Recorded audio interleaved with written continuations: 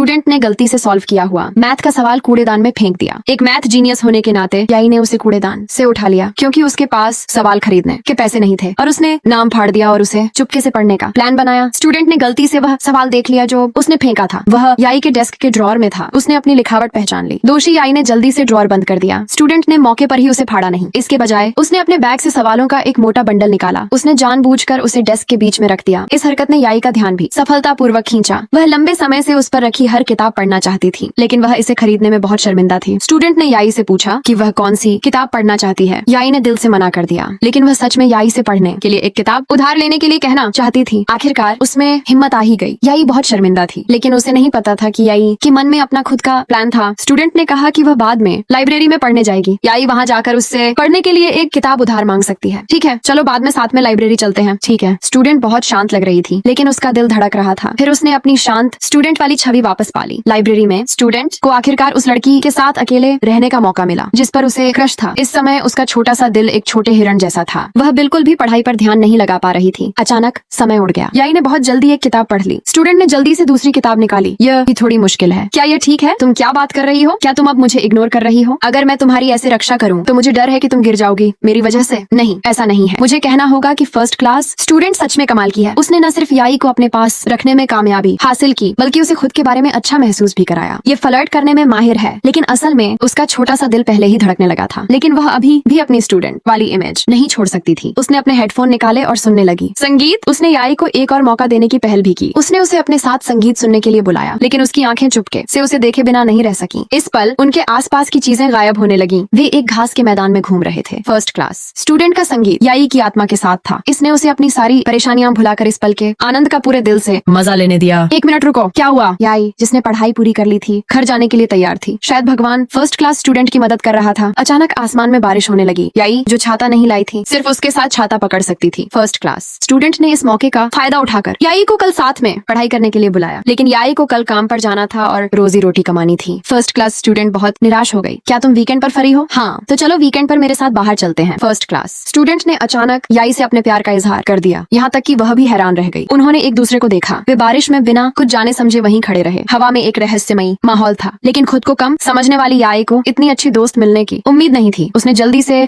समझाया कि वह याई से नफरत नहीं करती, लेकिन अब वह प्यार में नहीं पड़ सकती थी। फर्स्ट क्लास स्टूडेंट को अचानक बहुत शर्मिंदगी महसूस हुई। अरे, मैं मजाक कर रही थी। मैं घबरा गई क्योंकि तुमने इसे इतनी गंभीरता से ले लिया। याई ने इसे अपनी ही गलती समझ लिया। जैसे ही फर्स्ट क्लास ड्राइवर उसे लेने आया, उसने याई को अलविदा कहने की पहल की। वह मुड़ी और चली गई। घबराई हुई फर्स्ट क्लास स्टूडेंट ने यह भी ध्यान नहीं दिया कि याई पीछे रह गई थी। छाता उठाकर गाड़ी में बैठने के बाद उस सीधे साधे आदमी को फिर से कुछ समझ आया। वह जल्दी से गाड़ी से उतरा और याई की तरफ भागा। याई के लिए यह पहली बार था जब उसने इतना बेवकूफ और प्यारा लड़का देखा था।